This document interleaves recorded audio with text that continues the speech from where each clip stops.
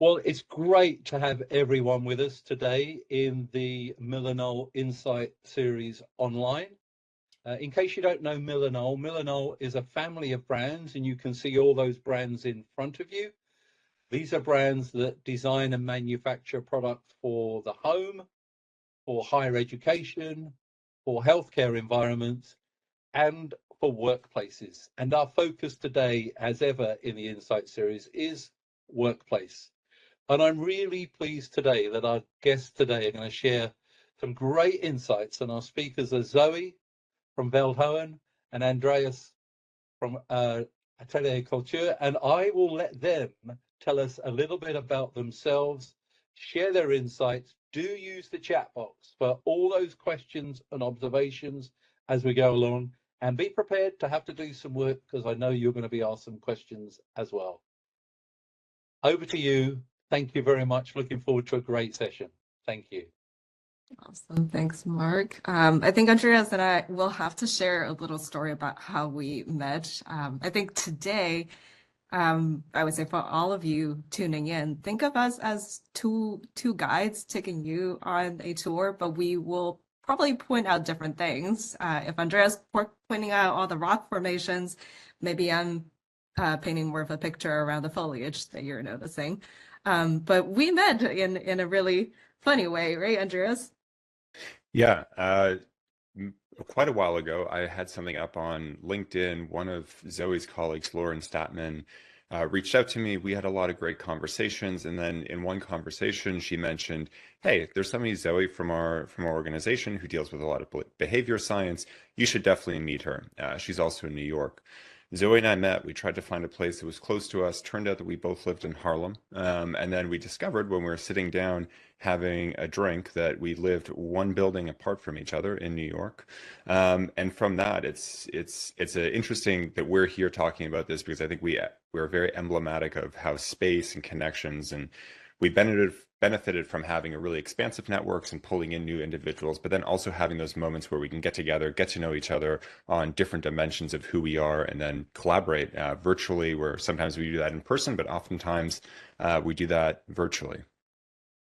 Yeah, I love that. I think it says something about the magic of New York City, but I think it's also very much just a manifestation of how social connections coming out of the virtual world can be reinforced when we have easier opportunities to get together in person and build that a little bit more.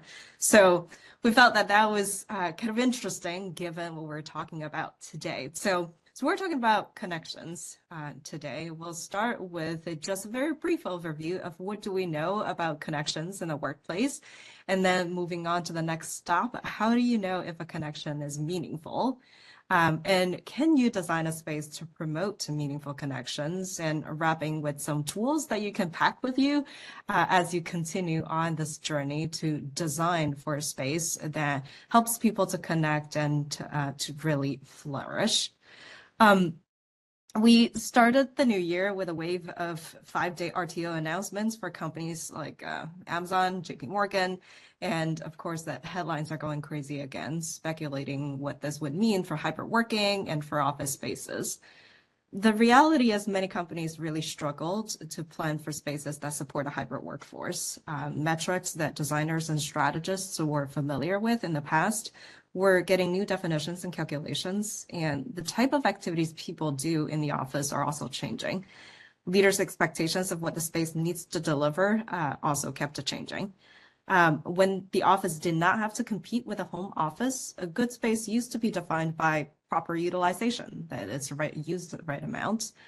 It provides great functional support, and aesthetically, it looks pleasant and it tells the company's brand story. But when the first RTO mandates, a couple years ago, when the first RTO mandates failed, some leaders started to exert some pressure to the office. And all of a sudden, in order for the workplace to be successful, it not only needs to meet all of the criteria on utilization, functionality, and aesthetics, but it also needs to deliver all these experiential outcomes for the people. It needs to make people happy. It needs to support them to be productive, to be creative, to want to befriend their colleagues, to want to stay with the company forever.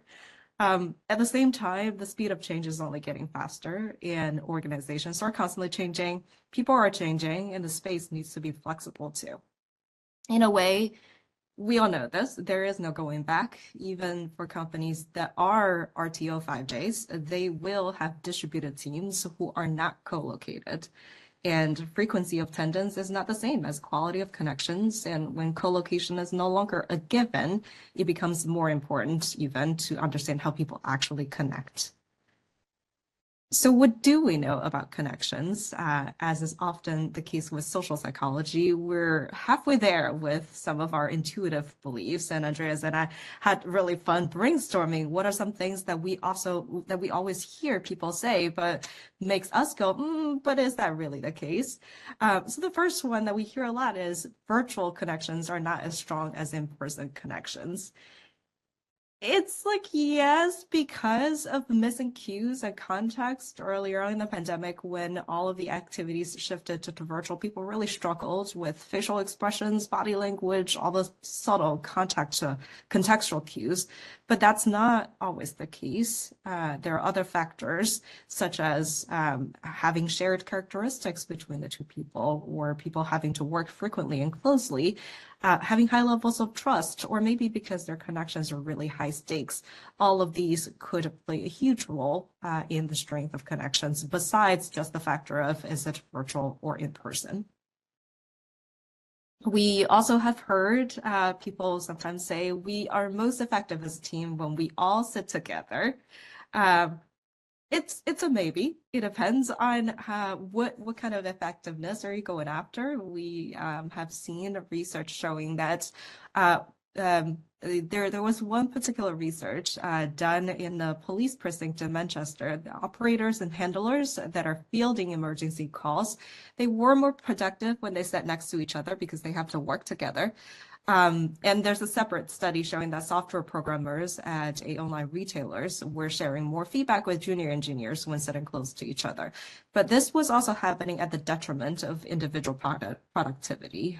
So I think we've all have heard anecdotally when people say, I don't want to come into the office because it's very disruptive. And some people enjoy that and others may struggle a little bit depending on what you're trying to accomplish. Of course, there's a water cooler magic. Serendipitous encounters by water coolers lead to breakthroughs in innovations. And as much as we want to believe that's true, the reality is serendipitous encounters set the conditions for relationships to form, but not necessarily for breakthroughs. What contributes to transformation are the knowledge that requires more time to assess and integrate, not just having a quick chat at the water cooler. And lastly, and this is something I have heard even pre-pandemic, if you take the walls down, cross-collaboration will happen naturally. Unfortunately, design itself does not drive cross-collaboration. It's the team rituals, routines, and leadership that's contributing to that. Just because you've moved from one design to open floor plan doesn't automatically flatten the organization and connect to people. And oftentimes we've seen organizations that have the design features of a flatter organization, but you just know that the cultural DNA is operating in a quite different way, and people hack the space to make it make sense for them as well. So a quote to share from a book called The Architecture of Happiness that brought my thoughts to this is we should be kind enough to not to blame buildings for our own failure to honor the advice they can only ever subtly proffer. The built environment is very powerful in influencing how we behave, but it really can only nudge and influence. And to build spaces that really support how people connect, we need to know and understand how people connect, which brings us to the network. Yeah, thanks, Zoe. That's a great quote, and it often reminds us how much pressure we put on space and how much pressure our clients put on space for outcomes. I think it's pretty safe to say everyone on this call, anyone listening afterwards, you'd be pretty hard pressed to find a design brief today that doesn't include building community, driving connections, increasing relationships, and spurring more collaborations, especially across functions, as some of the key business outcomes of the new spaces. Can you switch to the next slide, please? Joseph White, the design director at Miller Knoll, or design director of strategy at Miller Knoll, he recently started his Insights talk. And if you haven't had the chance to listen to that one, please go back, watch it on YouTube. There's some really great insights that Joseph shares there, and we're going to pull some of those threads forward in this talk. He shared some data from the Future Forum that shows that interactions with others is the primary driver for why employees want to come back to the office. And, you know, look at non-executives, executives, they both demand this in-person interactions, and not just in one modality. There's different modalities there or things that they want to get out of their interactions. But interactions aren't just drivers for individuals. Interactions and relationships, they also drive some of the most important aspects of value generation within business, like effective and quick decision making, aligning priorities within functions, between functions, and, you know, effective use of scarce resources, to name just a few. So simply put, relationships really matter. Our clients know that. That's why they're coming to us. We know that. And encouraging the right kinds of relationships, and we have to think about the multiplicity of relationships that exist within an organization for it to function properly. Making sure that we can encourage those, that's fundamentally determines if the spaces that we design will perform as intended and serve as enabling business forces or not. And achieving those desired outcomes, that starts by understanding where our organizations are at. So where are our clients at? Where are clients, their employees at when it comes to connectivity in those organizations? So I would like to pose this question to you. So if you could switch to the next slide, please. How do you approach quantifying relationships to establish a baseline for where your client's organization is currently? So when you first engage with them and interact with them, and then when you start to think about planning spaces that will enable their strategic business outcomes, how do you approach quantifying those relationships? If you could take a minute, drop some of those reactions into the chat. All great things. Zoe, if you could switch to the next slide. One thing that we've all heard is relationships are squishy and soft. They can't be robustly measured and quantified. We've all heard that, maybe not the robust measurement and quantification of them, but oftentimes that's insinuated when we think and we hear about relationships as being a soft business skill or something that's squishy or an intangible within businesses. And that view on the inability to robustly and scientifically measure relationships has led a lot of clients, designers, and planners to rely on intuition, assumptions, anecdotal evidence, and what others are doing. We've all heard that, right? Show me 5 test fits from someone who's like us before we're willing to make a decision, or what are the programs, policies, and rituals and routines that they're doing that work so well, we want to adopt it. And we're using these assumptions, intuitions, anecdotal evidence, and what others are doing to inform the requirements packages and design interventions. And the challenge with that is that limited view on how we measure and really think about relationships and connections within an organization, that leads to a host of challenges. And just to name a few, you have to start to ask yourself, are we dealing with the symptoms or the actual root causes of a problem? So is lack of collaboration because people are struggling to collaborate and they need to be closer together? Or is it because leadership and those individuals that connect those groups don't have any other touch points, so we're not building a cohesive network? Our inputs and evidence from the client edge cases that stick out in the minds of our leaders. We always have these talks with stakeholders and leaders, and they have these moments that stick out in their head as these kind of exemplar cases. But are those edge cases, or are they generalizable? And if they are generalizable, to what extent are they generalizable within that organization, and under what conditions? Because we know there's a lot of variability within organizations, from teams to functions to regions. So we have to understand how that's structured, and if those insights are actually something that we can draw on. And also, are we addressing what actually matters in an organization, or what clients think matters because that's what their peers are talking about? Over the last few years, we've had a lot of organizations ask about stuff around RTOs, hybrid status, time in office. And when we start to really dig in, which is our responsibility to really pull up those undercurrents and surface those undercurrents, oftentimes those aren't things that are driving the structure and power of relationships within organizations, versus other organizations that might be incredibly important. So we want to make sure we're really getting down to what actually matters, not what is kind of on the headlines and what people are kind of gravitating towards. And then finally, how do you measure the success of a design and its ongoing contribution to the key business objectives of an organization? So how can we show back the ROI of the investment that they did on space? And then also, how can we use that as a benchmark? Joseph brought up in his chat that, we should really think about design as planning, because we want to think about this as an iterative process that we can continually learn, not only to enhance the experience of individuals and how it performs for the business, but also recognizing that organizations are constantly changing through acquisitions, through changing composition of employees, through changing key business outcomes that they're looking for. So how can we provide those and build those benchmarks so we can really think about robustly measuring that? And the methods that we use to turn those kind of what is perceived as squishy and kind of unstructured insights into structured insights is organizational network analysis, or sometimes is referred to as social network analysis. And this line of inquiry is uniquely positioned to provide us the kinds of insights required to encourage the right kinds of relationships. So recognizing that different areas in an organization are going to require different types of relationships to achieve their outcomes at scale. So we're all familiar with org charts. Org charts, they beautifully illustrate structure, reporting lines, but not how work actually happens in an organization. So it doesn't tell you how decisions are made on the ground, how processes actually roll out, how knowledge actually flows through an organization, where the hotspots for collaboration are, or where the low points are, where the bottlenecks exist, by example. So they're limited in that sense. And then on the other hand, on the other side of the equation, we have surveys, right?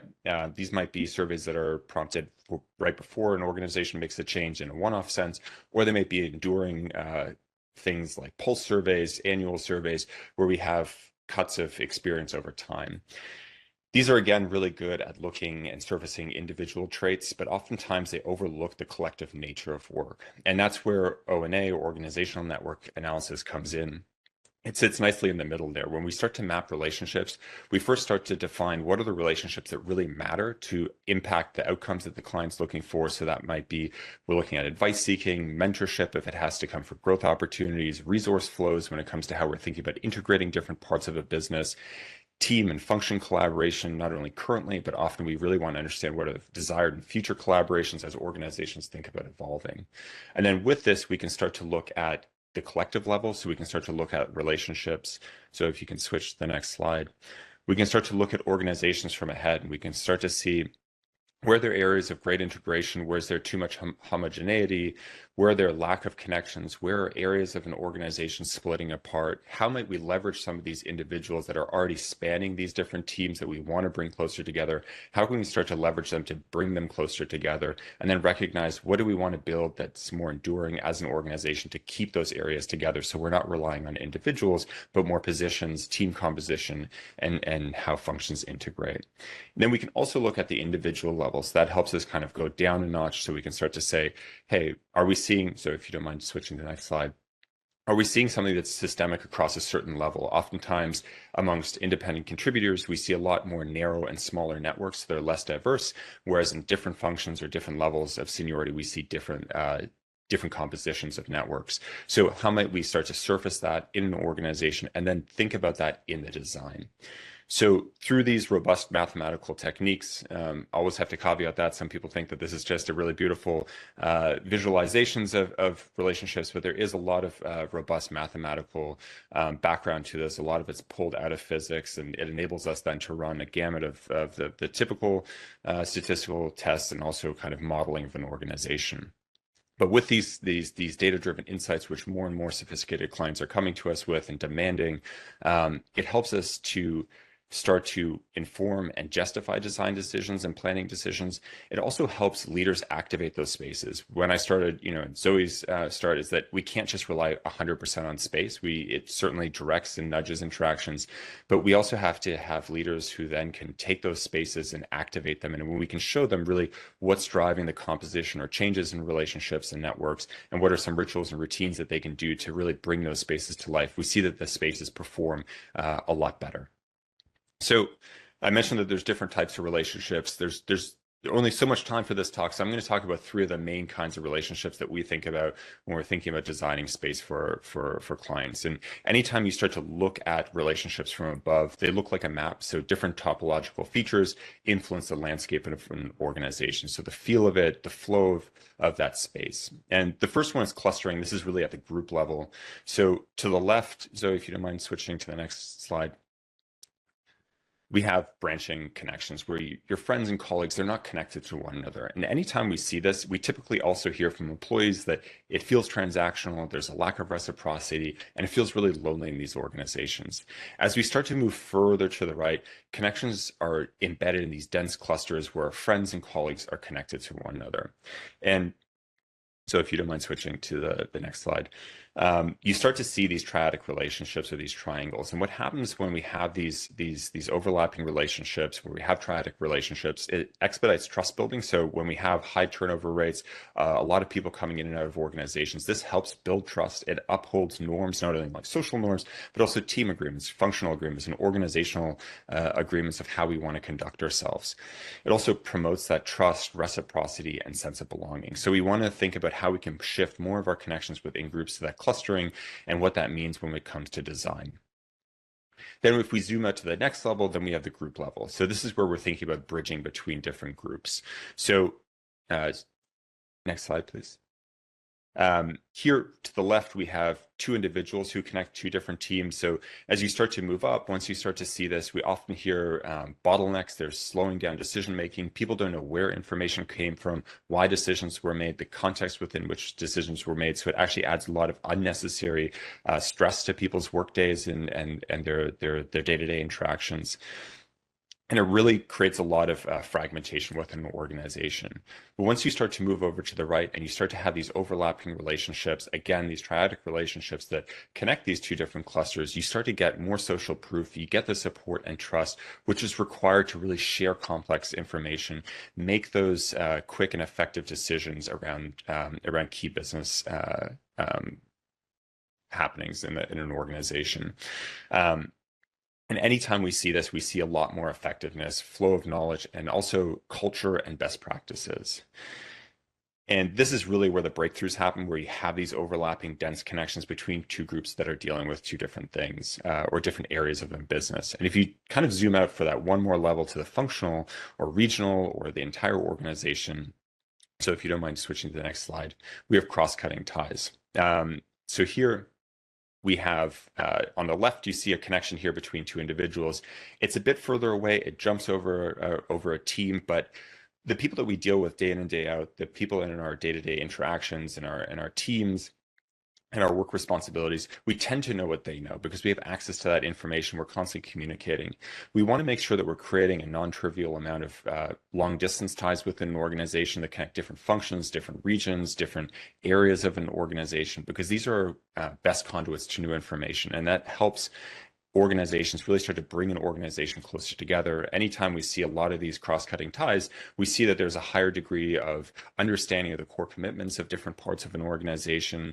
We start to see a drop down in the number of meetings that are happening. We see a drop down in the amount of duplicate work efforts, because all of a sudden people are seeing where people are doing the same thing, or they can leverage existing knowledge. So these are the three kind of areas that we dive into so we can start modeling what an organization needs to really achieve the outcomes that they're looking for when it comes to relationships.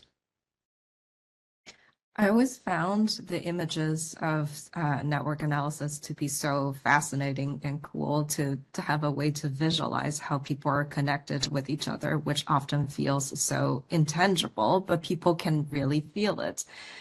So for I think the designers and space planners in the webinar right now, they might be wondering, like, great, now that I've had a way to visualize the connections at the team level or organizational level, what do I do with that?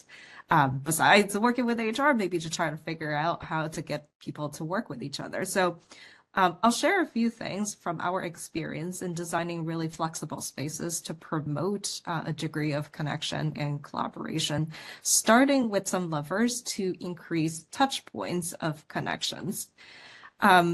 So you all are probably very familiar with an image on the left. So the typical bubble diagram to show adjacencies. It shows how the space relates to each other from a functional standpoint.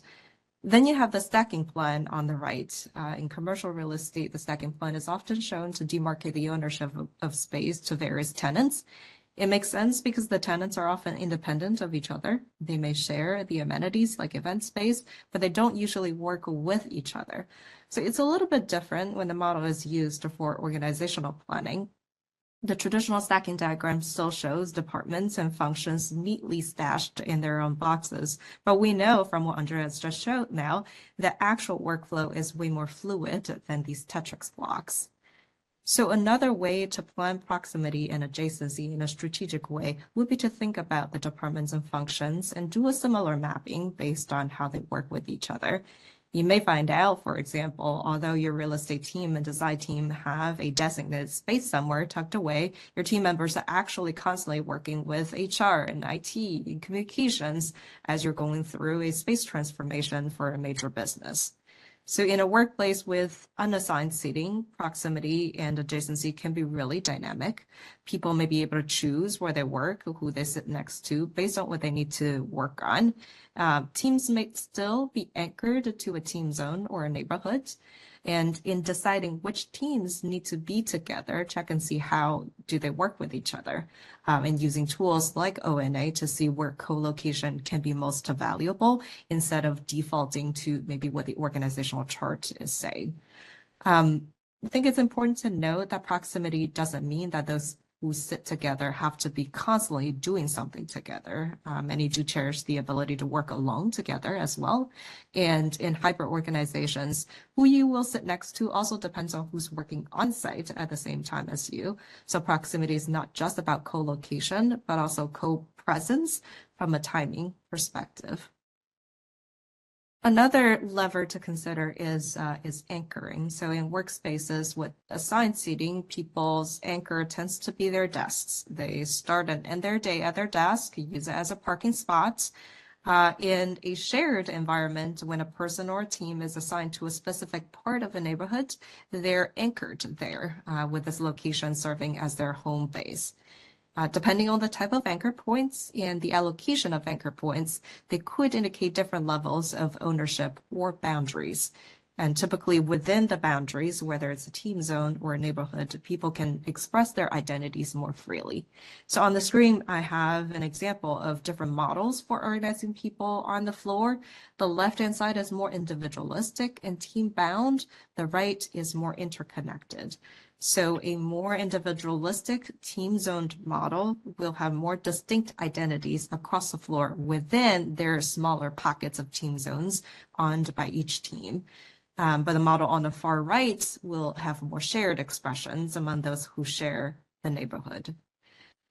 An anchor in this shared neighborhood is anything that draws people to a space. So if your goal is to encourage cross connection, you can use anchors that encourage interconnections. So for example, shared team storage, or a thought wall of kind, like a digital service or it could be physical whiteboard for different teams to express their character.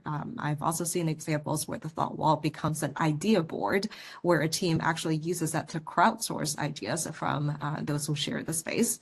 It could be an actual water cooler or coffee point. It could be shared special requirements such as bulky storage. People could be anchors too. Executive assistants or admins and leaders themselves have quite a strong anchoring effect.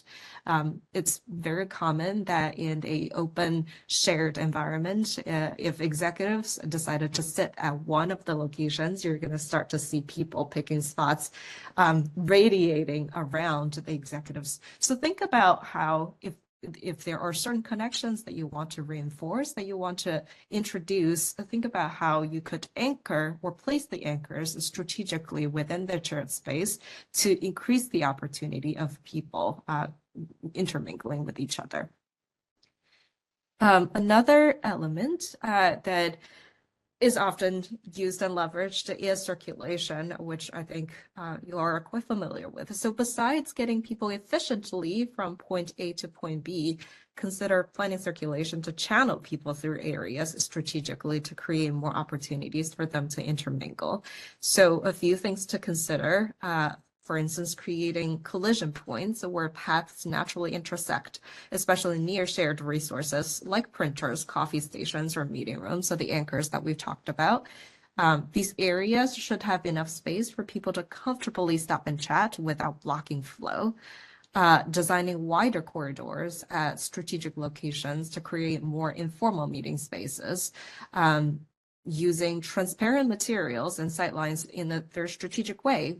When people can see activity and colleagues across the space, they're more likely to interact with each other. So maybe consider using glass walls or semi-transparent, semi-opaque visual blockage along the main circulation routes and position in collaborative areas more visibly from primary paths. Incorporating social stairs in multi-level offices. So we've seen many clients choosing the design of internal staircases to allow people to go from one space to another a little bit easier. So if that is where you're going, also consider wider stairs with landing areas that can double as casual meeting spots, because they will become natural gathering points while encouraging movements between the floors. And lastly, thinking about destination spaces like cafes or popular meeting rooms to encourage people to move through the office rather than keeping teams isolated. The path to get to the barista might take someone past other departments and creating some opportunities for cross-team interaction. But we also want to think about levers to increase the quality of connections. So one way that we want to think through that is organizational or team rhythm and rituals. So organizational rhythm refers to the tempo and flow of work in a company. These rhythms can be steady, dynamic, pulsed, fragmented, harmonic, or asynchronous. They shape the when, where, and how employees engage with their tasks. So when people meet, solve problems, agree, and commit to actions, they create a team or organizational rhythm, which is a cadence of beats that looks like milestones or recurring meeting cadences that are pressing themselves into their shared pursuit of the objectives. Organizational rituals are these repetitive, predictable ways that we do things. So rituals, an example of a ritual might be how onboarding is done. What I'm trying to show on the screen here, if you have, for instance, team A, B, and C all following different rhythms in how they accomplish tasks, perhaps at some point in time, team A and B have these weekly or monthly checkpoints. This is where they sync up. And then there are larger milestones where all three teams will come together. And it could be social, it could be task oriented, but the important thing is that they are repetitive and predictable. They do require effort to organize, and they inform organizational members on what it is to be here, whether it's to be belonging to the smaller team, to the department, or to the larger organization. So when designing the space and considering rituals and rhythms, is to think about how to support team rhythms and rituals. So for instance, when designing team spaces or project spaces, an example I've seen one client do is make the project spaces reservable for the duration of a typical project. It could be 3 months, it could be 6 months, which is quite different from how typical reservation programs would work. Other examples might include that if a team has daily stand-up ritual, then carve out space for them to do that. Maybe it's a space with surface for visual management and room for comfortable standing circles with acoustical treatment so that their voice are not broadcasted across the entire floor. Space for lunch and learn in the cafeteria. All you need to do is maybe just making it multi-purpose with built-in presentation capabilities and movable furniture. So it's not just a space where people eat lunch, but it's also a space where learning could happen.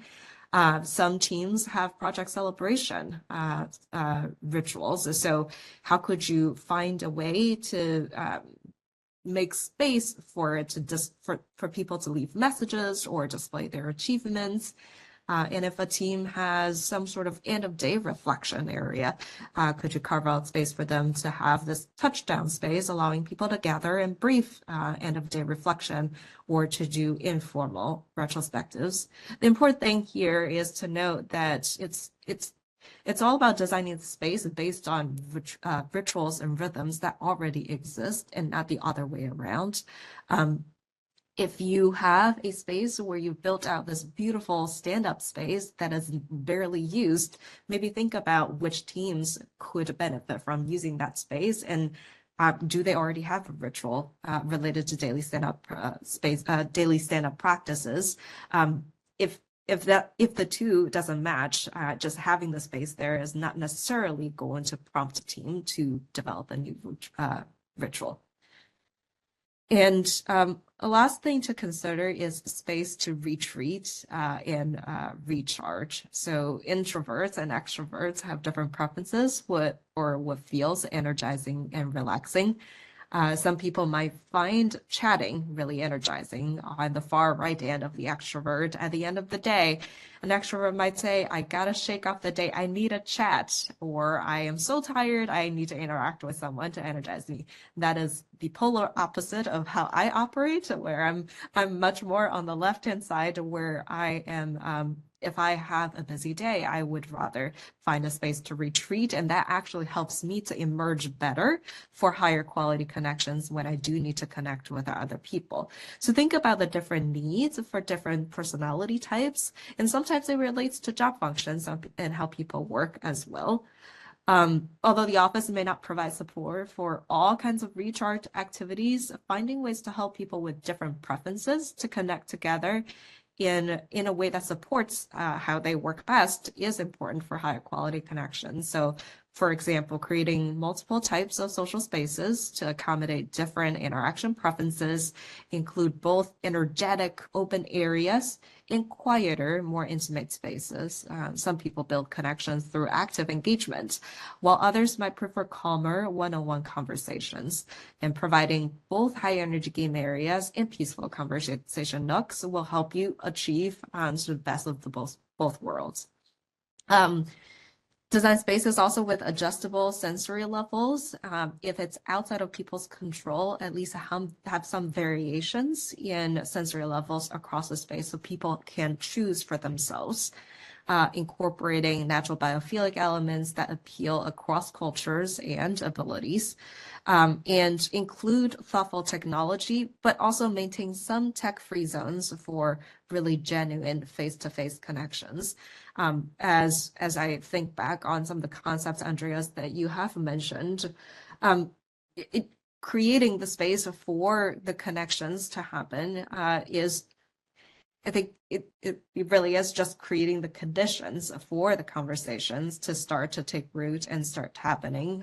But you mentioned that maybe for accounting departments, the way that they like to create connections could be quite different from those maybe who work in the sales environment. So how do you create spaces that work for everyone?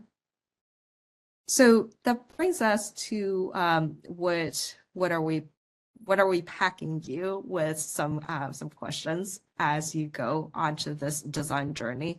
So I packed a list of questions as you all think about designing for connections. So we know that a lot of organizations went hybrid by accident, and now they're trying to be hybrid more intentionally. So a question to ask is your organization virtual first, or are you in person first? What is the sort of default mode of operation or starting point for your organization that influences what people are going to decide the activities they're going to do virtually versus in person? And sometimes it might just be showing up in a subtle difference as much as, is it 3 days or 2 days in the office? What's your organization's view on individual productivity versus collaborative performance? And if you were to answer this question honestly, is one valued more than the other? What does collaboration actually really looks like? What activities are done synchronously versus asynchronously? And how are people building connections in person versus virtually currently? What activities could benefit strategically from being done in person? What are some norms that need to shift in order to support these in-person moments? And lastly, does the space invite connections? It is a tricky balance sometimes to strike when, as designers, you're probably hearing end users saying, I want private space, I need quiet space when I come into the office, but you're also trying to create space that is inviting and welcoming for connections. So does the space invite connections? Includes both making the space for people to actually connect, but being productive and be able to be themselves outside of those connection moments as well. And Andreas, you packed a few questions about relationships. Yeah, so as you saw, like there can be a lot of complexity in organizational network analysis, and most of the time clients are pretty surprised at how little of a lift or low of a lift there is to do O&A. Sometimes really great insights can be generated out of just 10 to 15 minutes of an employee's time because we're packing in all the other data that an organization has. But we've also done this in a really kind of crude way where you can just ask employees, you can just ask people sitting in a room questions about who do you seek out for candidate feedback and advice. And that starts to give us a really good understanding how diverse networks are. Are they very clustered within teams, or are they really broad across teams and functions, levels of seniority? When you get stuck, who do you go to? If there's consistent people or teams or positions that people go to, we might want to think about if there's a process shift, or maybe we're thinking about how we can start to cluster those individuals together so they have a lower threshold or barrier to get to those individuals. And then also who depends on you to get their work done, and who do you depend to get your work done, so we can start to understand that end-to-end value generation chain within an organization, start to think about how we can really seamlessly bring those together. And one question that most of the time when people are coming to you all and planning, they're thinking about changing spaces. That's either they're maturing as an organization, moving into something new. So there's a change in their mentality. They're integrating new teams or functions or organizations. And oftentimes there's an aspiration of change, right, that comes along with these new floor plates or new buildings. And one question that we often ask is, who do you feel like your team would benefit from working more closely together with? And then we start to see some really great data on adjacencies, aspirational adjacencies, and this lines up with an organization's desire. Now we can already start to leverage people who have a reciprocal desire to want to connect with one another. And this can all be done with a pen and paper, with people sitting in a room together. So it can be a very low lift. I love that. I think a final note from us is on co-creation.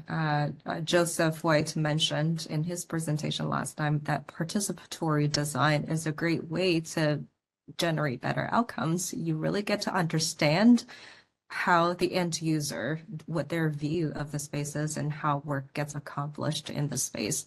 And in chatting with Andreas, what was an aha moment that came for us was that co-creation with the end users as you're mapping out the concept of the physical space is also a great opportunity to create some new connections. So a typical process might involve that you select some representatives from the different departments who will be maybe sharing a neighborhood in the future, and you give them this opportunity to meet with each other and get to know each other before they have to become actual neighbors in the space. And this is how you start to form those connections in the beginning that will help you, that they will become the wider bridges later on when people will have to be in the actual shared space together. And I think these will eventually be the folks who help you build team agreements, all of those shared norms and etiquettes that eventually improves everybody's experience of the space as well. So participatory design and co-creation is a wonderful thing to do. It's not the easiest thing to do, but it delivers a lot of value. And we're both advocates of that. So with that, we are open for questions. I know sometimes it takes folks a minute to come up with questions, but I'm curious, Mark, is there anything that you're seeing in the chat? Yeah, so what there was a couple of questions actually when you were showing your sociograms, Andreas. At what level were those sociograms? Were they across different levels, or were they the same level? Those are across, if I'm understanding the question correctly, the same level of leadership responsibility or function. those are kind of simplified versions. We can typically look at them across any different metric of how we think about organizations, whether that's level of responsibility, different teams, different functions, tenure, seniority, whatever that might look like. We can add that data in on the back end and start to create a more complex picture of how those different factors influence the composition and direction of networks. Yeah, the person who asked the question had said individuals, teams, units, locations were the question of the levels. Was it? Of levels? Those were that we showed you were individuals, but oftentimes we look at teams and then jump up to location to show how that works out, because oftentimes we see quite a bit of disparity across different regions, even across different cities, when it comes to multi-location businesses in a same city or across regions. We see discrepancies in the networks. Great, thank you. They were, one of my colleagues said it's almost like pieces of art, those sociograms. I have a question. What does one line mean from one person to another? What is that? Any connection? Is that a person in person? What does a line signify? Well, that's again, we can look at what connections matter there, right? We can start to look at those lines. These images are connections between two entities. Those can be business units, those can be regional offices, those can be individuals, and then we can start to look at those connections. If that is reciprocity, if that's sharing advice or advice seeking, we can look at flows of resources. Oftentimes, more and more, we're really looking at the flows of knowledge and resources within organizations, and then we'll use different representations of those connections. Great, thank you. Zoe, there was a question about, are you including neurodiversity in some of those, when you were looking at kind of the considerations? Does neurodiversity play a part in that, and how does that impact that? Absolutely. I think one thing to think about is when thinking about creating wonderful places for neurodiverse individuals, typically we just thinking about how to create spaces that they can do focus work really easily, and some of the dimmer lights or creating spaces that are not overstimulating. Those are, I would say, almost a given when thinking about spaces for them. But when it comes to connections, it becomes interesting because for instance, with individuals who are having more stressed experiences and social interactions, maybe a typical way of social gathering in a large open space with bright light is not so suitable for them to build connections. So having some nooks that are actually dimmer, that maybe simulate a coffee bar or simulate an outdoor park environment, might be more suitable for them. I think the other thing to consider is do people feel comfortable making use of these spaces for different conversations? People sometimes an organization might design all these spaces, but people still feel that they have to go inside a enclosed meeting room for any kind of connections or chats. So encouraging people to creating some varieties that people can choose from is usually how we recommend considering the needs of neurodiverse individuals. I think if in an ideal world, if you could invite someone to participate in the design process and actually hear what their needs are and how to address what they're experiencing, that would be the ideal approach.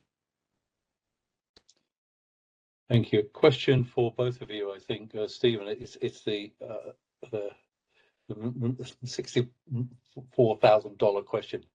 What's the one key thing that you recommend organizations should consider or do when trying to improve meaningful connections? And I ask that to both of you.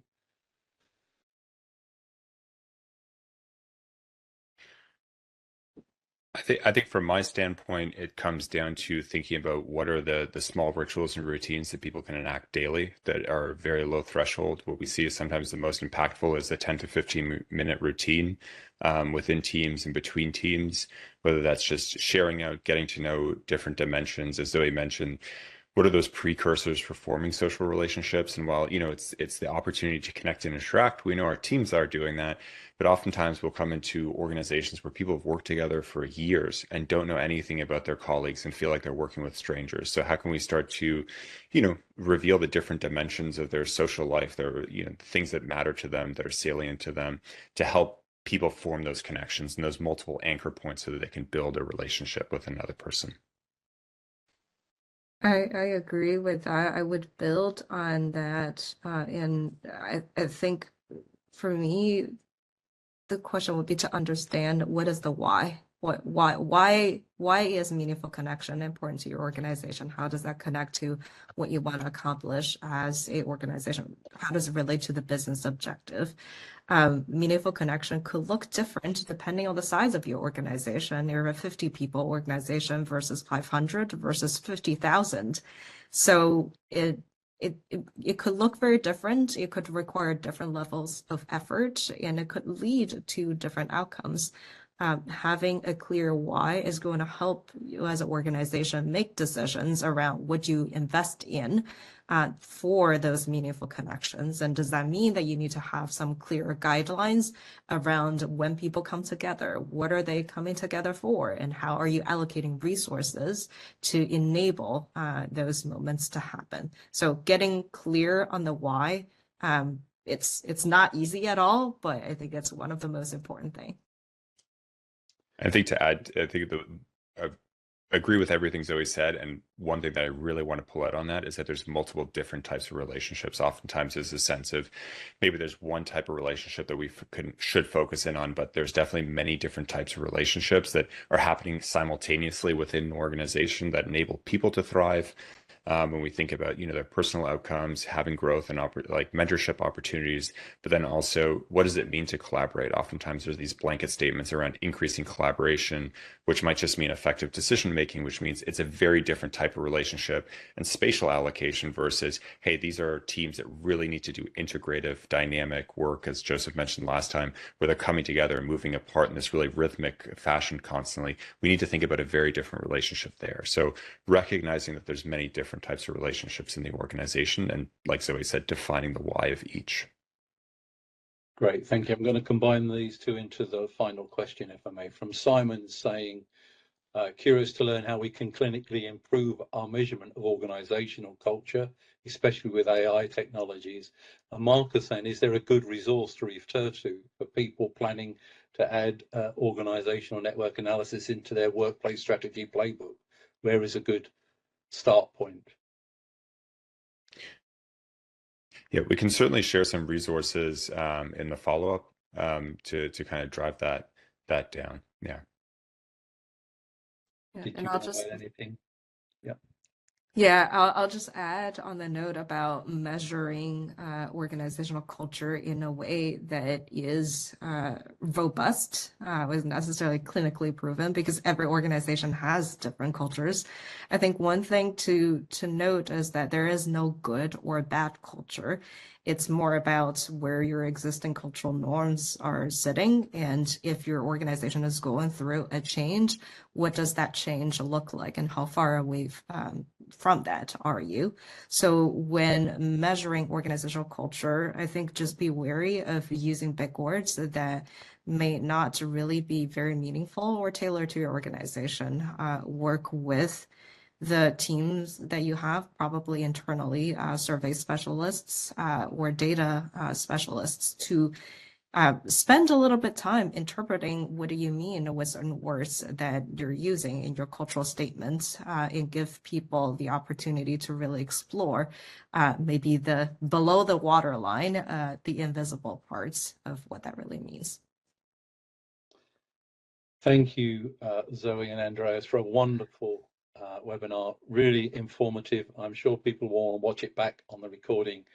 Thank you for giving us your time, and thank you for everyone joining us today. Thank you. Thank you.